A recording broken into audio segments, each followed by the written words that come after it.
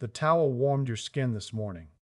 After the shower, rubbing dry arms, chest, legs, the friction left a warmth along the surface that lingered longer than the towel was there. You have felt it 1,000 times. The warmth after the towel is gone. The faint pink along the forearm where the rubbing was firmest. The slow fade back to normal color over 30 or 40 seconds. That warmth was not the towel's heat. The towel was room temperature, ambient air, cotton fibers, no stored thermal energy to speak of. The warmth was blood arriving. Superficial arterioles in the dermis, the tiny muscular blood vessels that control flow to the skin's capillary beds, dilated in response to the mechanical friction and flooded the capillary network with blood that was flowing past the skin moments before. The volume of blood in the rubbed skin increased by several 100% in under 10 seconds. The pink you saw was hemoglobin, the iron-containing, oxygen-carrying protein in red blood cells, filling a capillary network so dense that when fully dilated, it can accept up to 60% of your cardiac output. 60% of the blood your heart pumps in a minute routed to a single organ. The organ you were drying with a towel. You did not think about any of this. The drying was automatic, a post-shower task performed on muscle memory while your mind was elsewhere. But the physics happened regardless of your attention. The arterioles dilated. The mast cells in the dermis released histamine, a chemical vasodilator that held the vessels open for minutes after the towel was hung up. The endothelial cells lining the capillaries sensed the shear stress from the increased flow and produced nitric oxide, widening the vessels further. 3 independent vasodilatory pathways activated by friction you applied without noticing. The skin responded because the skin is not passive. The skin is 3 organs. The surface you twirled dry this morning contains 3 independent organ systems layered into a single tissue, the largest sensory organ in the body, the largest immune organ in the body, and one of the most vascular surfaces in the body. All 3 are activated simultaneously by vigorous friction.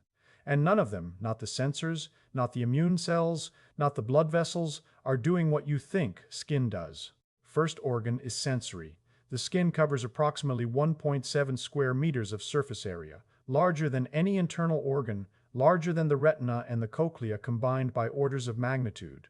Across that surface, millions of mechanoreceptors sit embedded in the dermis and epidermis. 4 mechanoreceptor types populate that surface.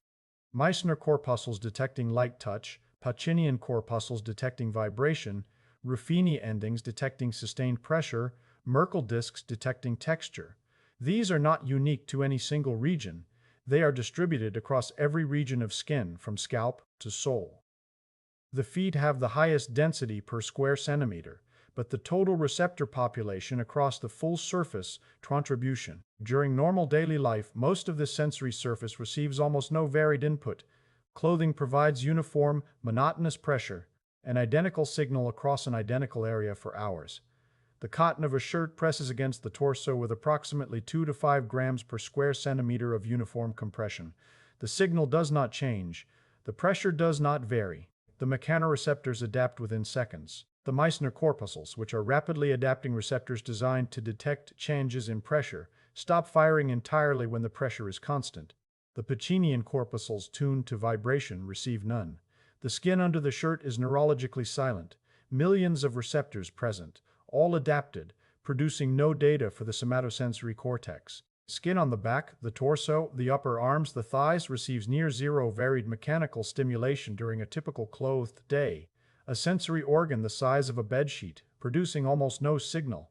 The hands and face receive varied input throughout the day, touching objects, feeling wind, registering temperature changes. But the hands and face represent approximately 5% of total skin surface area. The remaining 95% sits under clothing, adapted, quiet, generating no cortical representation. After 50, Meissner corpuscle density declines measurably, a decline documented across multiple histological studies. The most rapidly adapting mechanoreceptor, the one most sensitive to changes in pressure, thins in the dermis. The sensory acuity of the skin decreases not only because fewer receptors remain, but because the receptors that remain receive less stimulation to maintain their sensitivity. Mechanoreceptor sensitivity is use-dependent. Receptors that are regularly activated maintain their threshold sensitivity longer than receptors that sit in adapted silence. The clothing-induced sensory deprivation that affects the torso and limbs accelerates the age-related decline in the receptors themselves. Vigorous towel rubbing across the full body surface fires mechanoreceptors across the full surface simultaneously. The friction provides the specific stimulus each receptor type is tuned for: rapidly varying pressure for Meissner, high-frequency vibration from the towel texture for Pacinian, sustained drag for Ruffini, texture discrimination for Merkel. Every receptor that adapted to the monotony of clothing is de-adapted by the friction, forced back into active signaling by a stimulus that varies in pressure, frequency, and direction with every stroke. De-adaptation is immediate and measurable. A Meissner corpuscle that has been silent for hours under a cotton shirt begins firing the instant the towel crosses its receptive field. The firing rate is proportional to the rate of pressure change. The faster and firmer the rubbing, the higher the firing rate, the more data transmitted per second to the somatosensory cortex. A single vigorous stroke across the forearm activates thousands of Meissner corpuscles in sequence as the pressure wave travels along the skin surface, a spatiotemporal pattern of activation that the cortex reads as a moving stimulus with a specific direction, speed, and force. Pacinian corpuscles respond to the vibration component, the high-frequency oscillation created by the towel's textured surface bouncing across the skin's surface irregularities. Each fiber loop in the terry cloth produces a micro-vibration as it contacts and releases the skin. Hundreds of fiber contacts per second across the rubbing surface generate a vibrotactile stimulus in the range of 100 to 300 Hz, precisely the frequency range where Pacinian sensitivity peaks. The towel is not merely applying pressure, it is vibrating the skin at the optimal frequency for the deepest responding mechanoreceptor population. Sensory input arriving at the somatosensory cortex during 60 seconds of whole-body rubbing exceeds the cutaneous sensory input from an entire day of normal clothed activity. 60 seconds producing more varied data than 16 waking hours of clothing-adapted silence.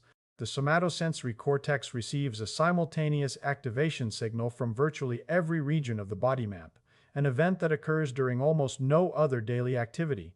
Swimming produces broad cutaneous stimulation, bathing produces it, and vigorous towel drying produces it. Cortical maps respond to stimulation history. The somatosensory homunculus, the representation of the body's surface in the primary somatosensory cortex, allocates neural territory based on input volume. The hands and lips occupy disproportionately large cortical areas because they receive disproportionately large daily input. The back and torso occupy minimal territory because they receive minimal stimulation through clothing. 60 seconds of vigorous friction across the full surface sends a simultaneous signal from regions the cortex rarely hears from. A whole-body activation that temporarily expands the cortical representation of the torso, the back, the upper arms, the thighs. The brain registers the full body it has been ignoring under clothing. Every region, every receptor population, every square centimeter reporting simultaneously. Cortical consequences measurable. Functional imaging studies of somatosensory cortex activation during whole-body tactile stimulation show broad bilateral activation of the primary somatosensory cortex, areas SI and SI with corresponding activation of touch door. Cortex which processes the affective dimension of touch. The brain does not merely register the friction, it registers the friction as significant, a signal worth processing, integrating, and responding to across multiple cortical areas simultaneously.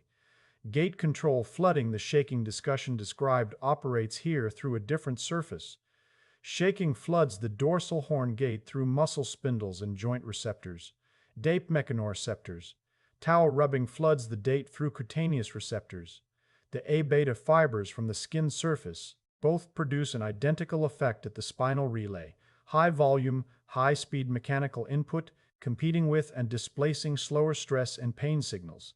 Different receptor populations, different anatomical surfaces, identical dorsal horn convergence. In Japan, schoolchildren perform a practice called kanpu masatsu, vigorous dry towel rubbing across the entire body, every morning before school. The practice has been taught for generations. Parents teach children, schools incorporate it into morning routines. The rubbing is fast, firm, and covers every accessible surface: arms, legs, torso, back, neck. The children emerge with flushed skin and a state of physical alertness that the education system has valued long enough to institutionalize. Children do not know why it works. Their parents do not know. The teachers who enforce it describe the practice in terms of health and vitality, words that carry cold authority without specifying mechanism. The practice predates every measurement that would explain it. Langerhans cells were identified in the 19th century. Keratinocyte antimicrobial peptide production was documented in the 21st. Cutaneous mechanotransduction was not named as a field until the 1990s. The practice was centuries old before any of its mechanisms had names. Children activating three organ systems that would not be described in peer-reviewed journals for generations. Physics of why it works involves the second and third organs that have not been named yet. Organs embedded in the tissue the mechanoreceptors occupy, responding to that friction, producing consequences the sensory system cannot account for.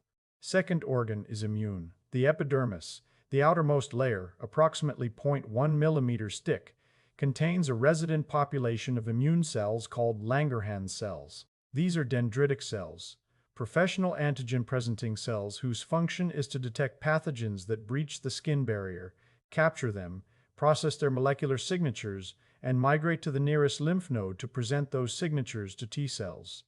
The T cells then mount the adaptive immune response, the targeted, specific, memory-forming defense that protects against that pathogen on future encounters. Langerhans cells sit in the epidermis like sentinels stationed at a border crossing, extending long dendritic processes between the keratinocytes, sampling the molecular environment continuously, distinguishing between the body's own proteins and foreign antigens.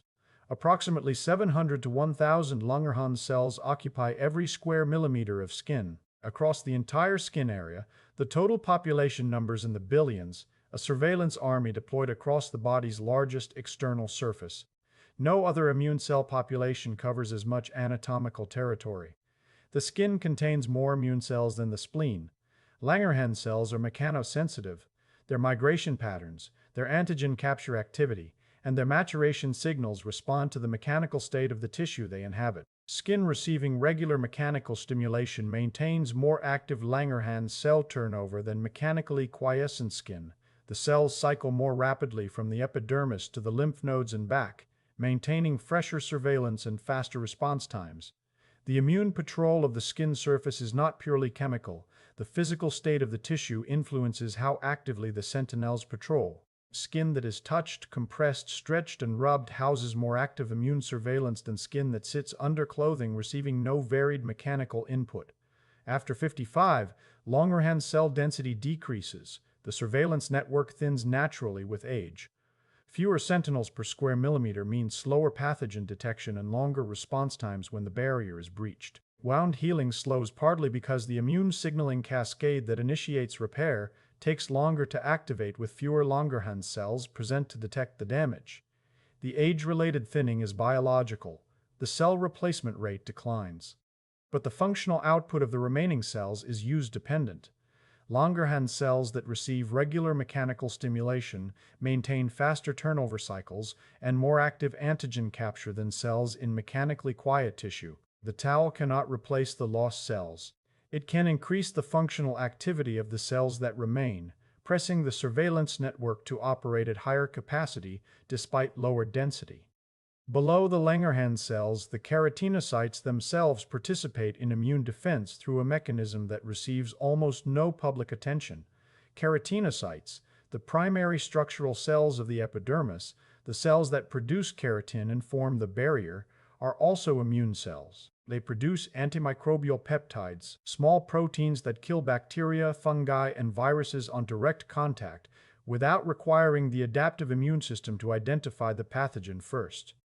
The killing is immediate and broad spectrum. The peptides destroy microbial cell membranes through electrostatic disruption, punching holes in bacterial walls that the bacteria cannot repair. Cathelicidin, specifically the active fragment called LL37, and human beta defensins are produced inside the keratinocyte cytoplasm and released onto the skin surface and into the intercellular spaces. Dermcidin is secreted in sweat. Together, these peptides form a chemical defense layer that sits on top of the physical barrier the stratum corneum provides. Schauber and Gallo documented the antimicrobial peptide system in the Journal of Clinical Investigation, establishing that innate immune defense of the skin depends on these peptides as a first response barrier, operating before any Langerhans cell has detected a pathogen. Keratinocyte antimicrobial peptide production is mechanosensitive. Mechanical stimulation, compression, friction, stretch activates intracellular signaling pathways that upregulate cathelicidin and beta-defensin gene expression. Braff and colleagues confirmed cathelicidin's role in cutaneous defense in the Journal of Experimental Medicine. The skin produces more antimicrobial weaponry when mechanically stimulated than when left untouched. The vigorous rubbing activates the immune sentinels and increases the chemical arsenal the skin deploys against pathogens simultaneously. Evidence calibration is required here. The mechanosensitivity of keratinocyte antimicrobial peptide production has been demonstrated in cell culture and tissue models. The specific magnitude of the increase from whole body towel rubbing in living humans has not been measured in a controlled trial. The direction of the effect is consistent with established mechanobiology. The magnitude in vivo, how much more cathelicidin a vigorously rubbed forearm produces compared to an unrubbed forearm in a living human, is inferred from the cell culture data, not directly confirmed. The gap between cell culture and whole body response is real, and the series standard requires naming it. The morning I learned that the skin produces its own antibiotics, that the keratinocytes lining every square centimeter of my body manufacture cathelicidin and beta-defensins and dermoxidin, and that the production rate responds to mechanical input, the towel stopped being a drying instrument. It became a delivery mechanism for the friction the immune surface requires. You know the sensory organ and the immune organ, but the warmth you felt this morning, the pink flush, the lingering heat that was the third organ responding, the vascular surface. Skin contains one of the densest capillary networks in the body, the dermal microcirculation serving thermoregulation, wound healing, immune cell trafficking, and nutrient delivery to the epidermis. Charkoudian described the system in Mayo Clinic proceedings. Cutaneous blood flow at rest is approximately 5% of cardiac output. During full cutaneous vasodilation, that fraction can increase to the full vascular reserve. The vascular reserve of the skin is enormous, a capacity that opens on demand but sits nearly closed during a sedentary clothed day. Vigorous friction triggers cutaneous vasodilation through 3 overlapping pathways, each one operating through a different physical mechanism, each one contributing to the flush you see after rubbing. First, mechanical compression and release of the superficial arterioles stimulates the vascular smooth muscle through the myogenic response. The smooth muscle cells in the arteriolar wall are stretch sensitive. When the friction compresses the vessel, the wall deforms. When the friction releases, the wall rebounds. The cyclic compression release produces a vasodilatory signal that opens the vessel wider than its resting diameter. The myogenic response is local and immediate. It requires no neural input, no hormonal signal, no chemical mediator. The vessel dilates because the vessel wall was physically deformed. Second, mast cells in the dermis release histamine in response to the mechanical disruption. Mast cells are large, granule-filled immune cells distributed throughout the dermis. Mechanical compression degranulates them, ruptures the intracellular granules, and releases their histamine content into the surrounding tissue. Histamine binds to H1 receptors on the arteriolar smooth muscle, producing vasodilation that persists for minutes after the friction stops. The histamine pathway explains why the redness lingers. The mast cell degranulation is a one-time release that holds the vessels open long after the mechanical stimulus has ended. The warmth you feel 5 minutes after drying is histamine-mediated vasodilation, slowly resolving as the histamine is metabolized. Third, the endothelial cells lining the dermal capillaries experience shear stress from the friction-driven blood flow changes and respond by producing nitric oxide through the ENOS pathway. Identical endothelial mechanotransduction, the channel has described across multiple vascular discussions. Flow increases, the endothelium senses the shear, ENOS activates, nitric oxide diffuses to the smooth muscle, the vessel relaxes. The ENOS pathway provides the longest-lasting component of the vasodilation. Nitric oxide production continues as long as the increased flow persists, and the flow persists because the histamine is holding the arterioles open. The 3 pathways are not sequential, they are simultaneous and synergistic. The igenic response opens the vessel, the histamine holds it open, the nitric oxide deepens the dilation while the flow is elevated. 3 independent pathways converging on one vascular response, all triggered by one 60-second window of friction applied through a towel. Cutaneous blood flow decreases with age, and the decline is structural, not just functional. Montagna and Carlisle characterize the changes in the Journal of Investigative Dermatology. Dermal capillary density thins, the capillary loops that deliver nutrients to the epidermis shorten and flatten, and the total blood volume available to the skin surface decreases. The skin that flushed quickly and deeply at 30 takes longer to respond at 65. The same friction produces less redness, less warmth, less vasodilation. Well, the decline operates through all three vasodilatory pathways. The myogenic response weakens as the arteriolar smooth muscle loses compliance. The vessel wall deforms less readily under mechanical compression, producing a weaker dilatory signal. The endothelial nitric oxide production decreases. ENOS expression declines with age across all vascular beds, and the dermal capillaries are no exception. The mast cell histamine release becomes less robust. Fewer mast cells per unit area, each containing less histamine per granule. All three pathways are use-dependent capacities that decline faster when the mechanical stimulus that exercises them is absent. The skin under clothing, receiving no friction beyond the morning towel dry, loses vascular reactivity faster than skin that receives regular mechanical input. Vascular decline matters beyond the skin itself. The capillary network delivers oxygen, glucose, amino acids, and immune cells to the epidermis, the living layer that produces the keratinocytes, the Langerhans cells, and the antimicrobial peptides. When the vascular supply thins, the nutrient delivery to every cell in the epidermis decreases. The immune organ and the barrier function both depend on the vascular organ for their raw materials. Three organs, not independent. The vascular surface feeds the other two. When the capillary network delivers more blood to the epidermis after vigorous rubbing, the Langerhans cells receive more oxygen and glucose for their patrol. The keratinocytes receive more amino acids for antimicrobial peptide synthesis. The mechanoreceptors receive more metabolic support for their firing.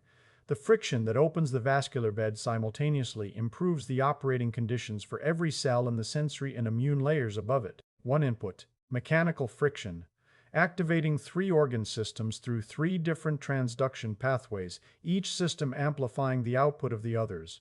Stratum corneum, the outermost dead layer of the epidermis, consists of flattened, nucleus-free keratinocytes embedded in a lipid matrix.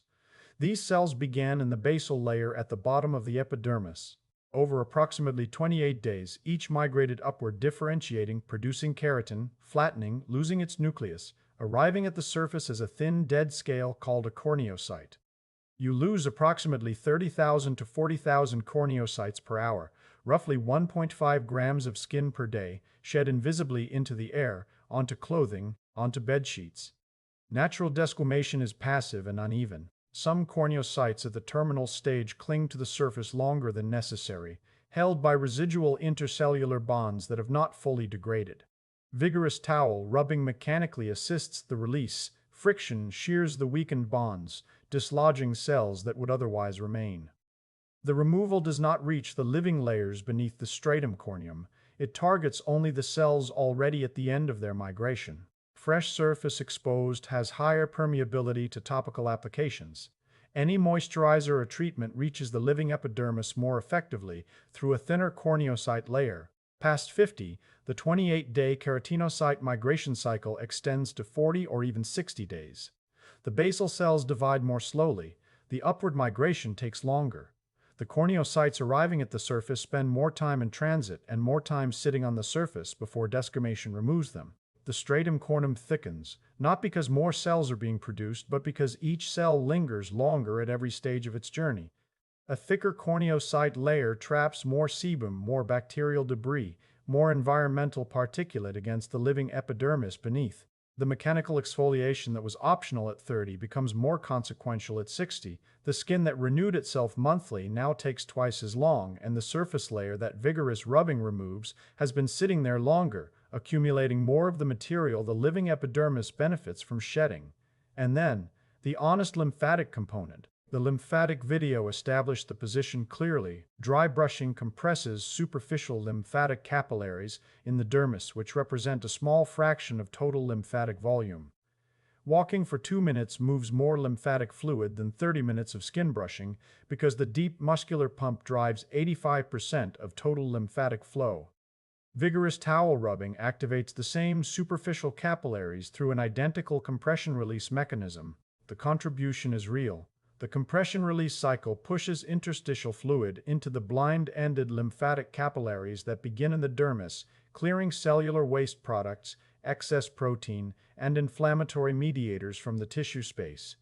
The magnitude is modest compared to walking or stair climbing. The 5 mechanisms that are significant are the mechanoreceptor bombardment, the Langerhans cell activation, the antimicrobial peptide upregulation, the cutaneous vascular exercise, and the mechanical exfoliation. Now, anyone with active eczema, psoriasis, open wounds, sunburned skin, or a dermatological condition affecting skin integrity should avoid vigorous rubbing on affected areas. The mechanical stimulus that benefits intact skin aggravate compromised barrier function. After radiation therapy, the treated skin area should not receive friction until fully healed and cleared by the treating physician. After the shower, when the skin is clean, warm, and slightly damp, the warmth has increased skin compliance and vascular reactivity.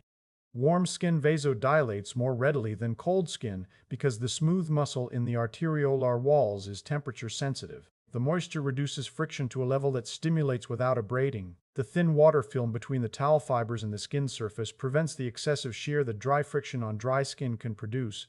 The towel you already have, cotton, terry cloth, whatever you dry with, provides adequate texture for mechanoreceptor activation without requiring special equipment. Rub vigorously, back and forth, firm pressure, enough to feel the friction and see the flush begin. Arms, inner and outer surfaces, then legs front and back, then torso. Back, as much as you can reach with the towel draped over one shoulder and pulled back and forth. Neck and shoulders. 60 seconds total. The 3 organ systems, sensory, immune, vascular, respond simultaneously to the friction across every region you cover. Each body region responds slightly differently.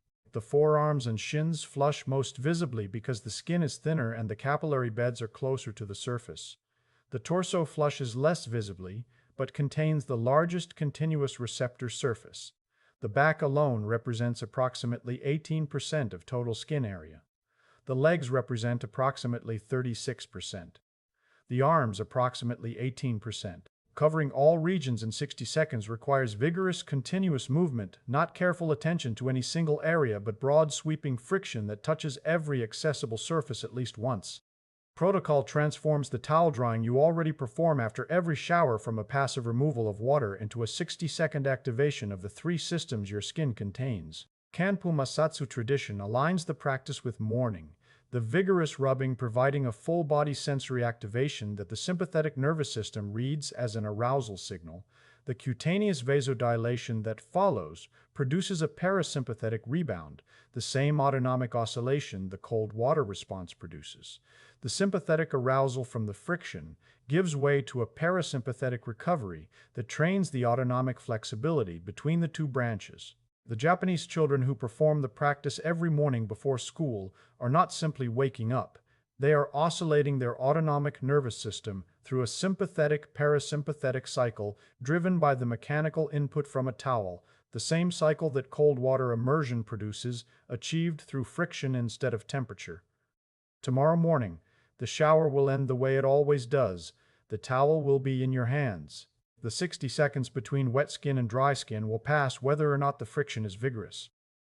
3 organ systems are embedded in the tissue you are about to dry. 1.7 square meters of mechanoreceptors that have been silent under clothing all night, Langerhans cells patrolling an immune border you did not know existed, and a vascular network capable of accepting the full vascular reserve when the friction tells it to open. The physics was inside the skin before anyone measured it. The practice predated the science by centuries. The science caught up. The towel was always in your hands.